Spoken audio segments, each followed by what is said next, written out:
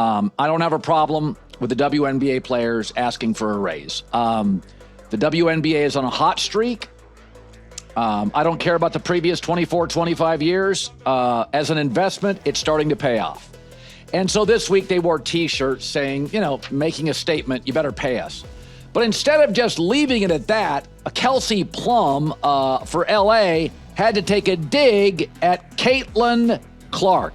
Last season, the WNBA finally smashed the 2 million fan barrier, and this year it very nearly smashed itself. What should have been a celebratory all-star press conference turned into a live-streamed meltdown the moment Kelsey Plum leaned into the microphone and said, "The T-shirt, just United front, was determined this morning that we had a meeting for, and not to tattletale, but 0 members of Team Clark were very present for that." Those shirts, flat black tees that screamed, "Pay us what you owe us," were supposed to present a unified labor front. Instead, they detonated a week-long comment section war, pitting veteran stars against the rookie who, whether anyone likes it or not, is keeping the league's cash registers humming. Tonight, we're untangling that mess. We'll follow the money, check the math, and lay out 4 fixes that could turn this soap opera back into a basketball league. Touch on the last and latest being this viral Kelsey Plum dig, if you will. And I was in the room for this. It did strike me as very odd in the moment when she said what she said. I wrote it off as kind of awkward, but so it was definitely awkward what Kelsey Plum said. I'm going to give her the benefit of the doubt, and that she was attempting to have some trash talk there. She had taken a shot at Team Caitlin Clark and how much better Team Collier was earlier in the game, and not associate that directly with Caitlin Clark. One, because of, the delivery and the awkwardness involved there, and her saying she's trying to... Picture the scene. Cameras flash, reporters fire questions about CBA talks. Kelsey Plum, all-star, champion, and Players Union vice president, decides to needle the opposing squad. 0 members of Team Clark, she says, made the meeting. To her left, Sabrina Ionescu's eyebrows hit orbit. She lets out the softest little chuckle, the kind you hear when someone realizes the group chat just leaked onto live television, then coolly replies, not really needed to be mentioned. Discussing these T-shirts that the WNBA All-Star teams wore out on the court, man. And I'm here to tell you, Kelsey Plum made it her business to take a little shot at Caitlin Clark and her team. Now, Sabrina Ionescu quickly, swiftly, and in a hurry kind of tried to stop Kelsey Plum from taking these little shots, but she didn't care. She made it her business to say, well, you know what? No one from Team Caitlin even showed up to the meetings to discuss the shirts and so on. That 15-second exchange eclipsed every highlight the league had prepared. Aaliyah Boston's post moves, Jewel Lloyd's 4-point splashes, the halftime concert. Overnight, the storyline shifted from record attendance to jealous veterans. Why do you take a shot at the Golden Goose, Caitlin Clark? You guys were flying before she arrived on one of those airlines that made you pay for a cup of water. One of those airlines that is the planes are the color of a highlighter. Now you're flying private. Okay, if you're in a band and you're staying at the Motel 6 and you add a band member and now you're at the Ritz-Carlton, keep your issues to yourself. All right? You went from a Motel 6 in a sketchy part of town to a 4 Seasons in the shopping district. Stop talking. I spent the weekend combing through thousands of comments on YouTube, TikTok, ESPN, X, every social feed that would load. The pattern was impossible to miss. First, fans are exhausted by what they call mean girl energy. They love the skill, they hate the sniping. Second, they're terrified the league's biggest draw might get bullied into an injury or into leaving for Europe, and that ratings will crater the instant she's gone. Third, they cannot square players chanting "pay us more" while the league still reports operating losses. And finally, they're begging for someone, anyone, to talk about basketball instead of drama. One reply summed it up perfectly. I tuned in to watch Logo Threes, not a junior high gossip session. These WNBA players, they get more unlikable every day. And the blatant jealousy, the blatant hatred towards Caitlin Clark is, I mean, it's obvious. They don't even try to hide it. We got Kelsey Plum talking about these pathetic shirts that they wore out onto the court. And I'm going to tell you, these players all put these shirts on. And like I said in a couple of previous videos, that back. Let's inject some oxygen into the room. Last year, Indiana averaged 16,757 fans per home game. That's NBA-style attendance for a franchise that 2 seasons ago struggled to break 4,000. League-wide, the nightly average jumped from a shade under 6,700 to just under 9,800. On television, the 2024 All-Star Game, boosted by the "Why did the Olympic team snub Caitlin" subplot, pulled 3.44 million viewers, the highest in W history. This summer's edition, minus Clark because of a groin strain, still delivered 2.19 million, yet that was a 36% dip in a single year. Nike can't keep Fever jerseys in stock. 3 sizes are back-ordered until Halloween. And, according to internal league documents leaked to Front Office Sports, traffic at WNBAstore.com has risen 312% year over year. You don't need an economics degree to see the through line. One rookie has become the propellant in the league's rocket engine. All right, last one on this because the WNBA pay debate has become such a hot button topic. But let's break down the WNBA CBA negotiations and the players' shirts that say, "Pay us what you owe us," to the simplest form. I think a lot of this is noise. You know, CBA negotiations, both sides take their positions and hold them until there is a deadline. And I don't believe either side in this discussion would really want to see a lockout, right? They wouldn't want to see a lockout because all that momentum would be killed right in that. Now, to be fair to Plum, because balance matters, she didn't wake up and choose villainy. She's a former #1 pick, a 6th woman turned starter, and one of the faces of Under Armour's women's line. She's also a union officer. Inside the Sparks locker room, the stories that she was teasing, hinting that Team Clark had maybe partied a little too hard the night before and slept past the meeting alarm. Intent aside, optics are king. In a labor negotiation, unity is leverage. The minute Plum singled out the absentee rookies, she handed management a gift.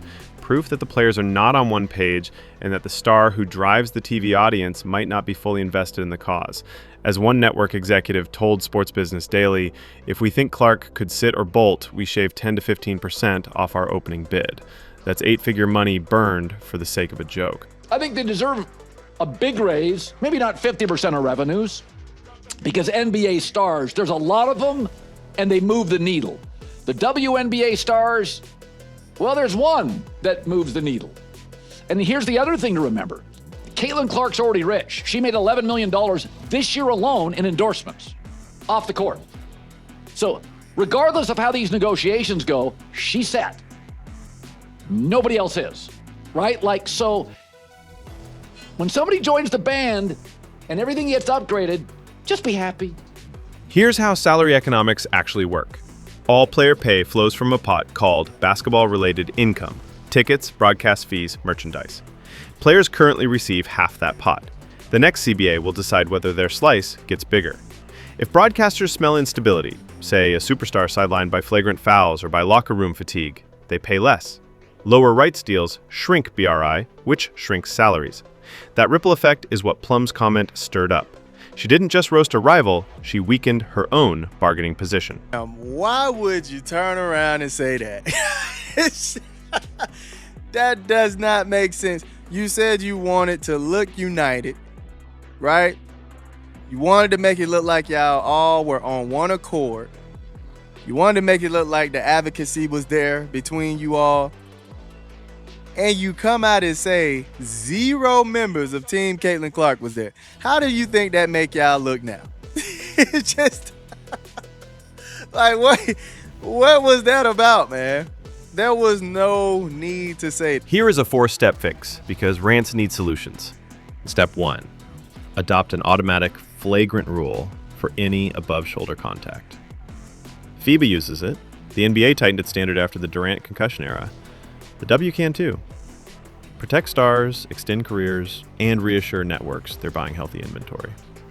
And so the first year Caitlin Clark was in the WNBA, they were hazing her. They're not hazing her anymore. They're just trying to figure out how the hell to stop her. It's not hazing. It's, all right, traps, pressure. So the Fever saw it coming. They went and got Sophie Cunningham, 6-year-old black belt. This is what the Bulls did with Charles Oakley to protect Michael Jordan. Step 2. Create a joint marketing pod. Pair rookies with veterans in every national spot. Clark sharing screen time with Plum, Reese bantering with Brianna Stewart. Sell rivalry and mentorship, not rivalry or mentorship. You see, this is exactly why a huge part of me feels like Caitlin Clark shouldn't even help these chicks get paid, bro. Bro, there's a part of me that don't even feel like she should help them get paid because of stuff like this. It is clear. It don't matter what you do, Caitlin Clark. I don't know who's in your corner, but they need to be real with you and tell you, it don't matter what you do. They don't like you. They're not gonna like you. You tried to get them more money last year behind the scenes. They still didn't like you. You came out and spoke out for black women and black women athletes, especially black women basketball players. Step 3. Fund a mandatory 2-day media training camp before each season. Players learn to trash talk without torching their own brand. Teams learn to end pressers before they spiral. The league spends a tiny fraction up front and saves untold sponsor dollars down the road. Step 4. Write a trigger clause into the next CBA. If league profit margins hit preset marks, the player's revenue share automatically rises. Pay us what you owe us then translates to help us grow the pie first. Owners like the safety net, players like the upside. Everyone rows in the same direction. Caitlin Clark now is like kerosene to the physicality flame. So you have physicality in this league, and now you get this flashy player, and they don't know how to officiate her, they don't know how to defend her. But I would say, when I hear this, Colin, the WNBA, Colin, has got to do something. Yes, they do. Understand, this is the arc of a new superstar in your league. It'll start with hazing, it'll go to physicality, it'll go to flagrants, it may go to technicals. You'll eventually have to get a Sophie Cunningham or a Charles Oakley. I mean, Wayne Gretzky did this for years. They figured it out in hockey. How do you stop Gretzky? Oh, we can't. How do you stop MJ? We can't. How do you stop Caitlin Clark? You guys understand, this is the worst she'll ever be. She's getting better, and they can't stop her. They want elite women's basketball, minus the WWE cheap shots and minus the reality TV hissy fits. Give them clean screens, logo threes, and athletes who understand that every hot mic is also a sales pitch. When LeBron landed in Cleveland as a teenager, the NBA didn't shrug. It wrapped marketing, officiating, and schedule making around its new asset. Tennis did the same for Serena and Venus. The U.S. Women's Soccer League protects Alex Morgan because she fills stadiums from Portland to Orlando. The W is at that crossroads now. Surf the wave or watch it crash. If you go look at the history of basketball, high school, college, WNBA, NBA, if there's an offensive player and they're humiliating you, Steph, Shaq, MJ, Caitlin, what do? You can't trap her, she'll dribble through it. You gotta put a body on her. You gotta double team her. You try to get in her head with trash talking. It's not working at all. It's the ultimate compliment, in my opinion. So I'm handing you the clipboard. Should the league adopt an automatic flagrant rule for reckless hits? Yes or no? Tap your answer in the poll right here on the screen. Then jump into the comments and tell me the single biggest change that would make you watch more WNBA. I'll pin the sharpest take and build next week's episode around it. If you believe this league can become the next great sports story, so long as it quits tripping over its own shoelaces, then hit like, hit subscribe, share the link, and let's keep the pressure on every executive, every player, and every referee who controls how bright this spotlight burns. See you courtside.